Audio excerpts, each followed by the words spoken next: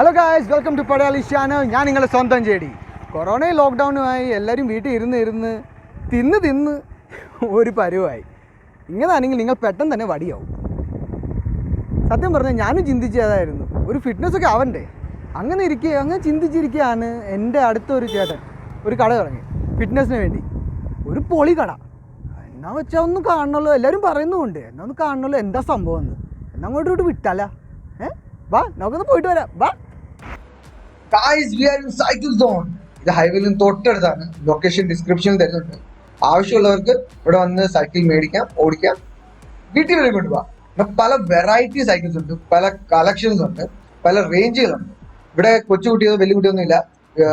കൊച്ചു പിള്ളേർക്കും ഉണ്ട്, വലിയവർക്കും ഉണ്ട്. നല്ല അടിപൊളി സൈക്കിൾ റേഞ്ചാണ് ഇവിടെ. പല വെറൈറ്റികളുണ്ട്. കണ്ടിട്ട് തന്നെ എൻ്റെ കണ്ണല്ലേ പോയി വെച്ചാൽ ഒരു രക്ഷയില്ല. റേഞ്ച് വേറെയാണ്. ഇതിനെ കുറിച്ചൊക്കെ ഡീറ്റെയിൽ ആയിട്ട് അറിയണമെങ്കിൽ ഇവിടുത്തെ ഓണർ തന്നെ കാണാം. So let's talk with the owner. നമ്മൾ ഈ സ്റ്റോർ സ്റ്റാർട്ട് ചെയ്യുന്നത് ശരിക്കും 4 വർഷം മുമ്പാണ്. അതിന് ഒരു 2 വർഷം മുമ്പ് ഞാൻ സൈക്ലിംഗ് സ്റ്റാർട്ട് ചെയ്തിരുന്നു.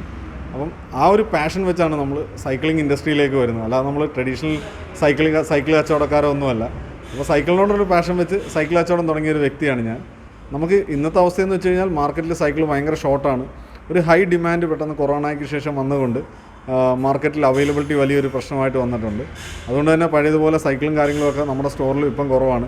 ഓർഡർ അഗൈൻസ്റ്റാണ് ഇപ്പം വണ്ടികൾ വരുന്നത്. ഓരോ വണ്ടി വരുമ്പോൾ അപ്പോൾ അതിൻ്റെ കസ്റ്റമറെ വിളിച്ച് പറയുക. നേരത്തെ നമ്മൾ ബുക്കിംഗ് എടുത്ത് വെക്കും, കസ്റ്റമറെ വിളിച്ച് പറയുക, സൈക്കിൾ ഡെലിവറി ചെയ്ത് കൊടുക്കുക. ആ ഒരു സിസ്റ്റമാണ്. പഴയതുപോലെ ഇങ്ങനെ ഒരുപാട് സൈക്കിൾ സ്റ്റോക്ക് ചെയ്ത് വെച്ചിട്ട് കച്ചവടം ചെയ്യാൻ പറ്റുന്നൊരവസ്ഥയല്ല ഇന്ന് മാർക്കറ്റിലുള്ളത്.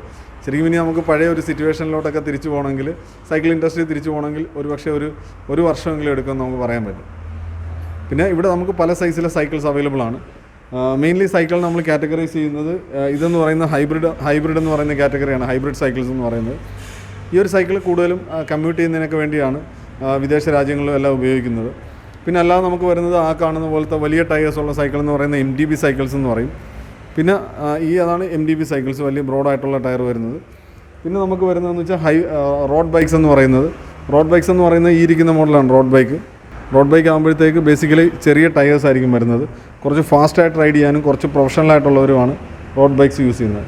ഇതാണ് മെയിനായിട്ട് സൈക്കിളിന് 3 കാറ്റഗറീസ് വരുന്നത്.